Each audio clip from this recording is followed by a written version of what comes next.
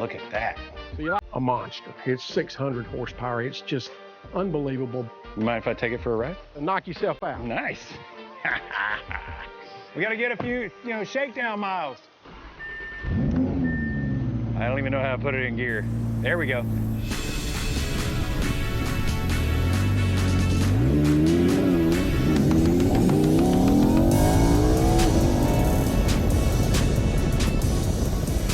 I'm into old cars, but there's something about a brand new Lamborghini-powered Audi. It's so beautiful with the white and the red interior, and it's perfectly brand new and sick fast. This thing just, and I'm thinking, I'm not gonna go back.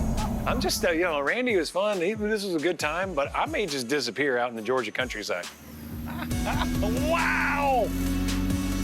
I knew that it would get a rise out of Brian Fuller. I did not know that he was going to be gone for 30 minutes in that car, but it came back unscathed, so everything's fine.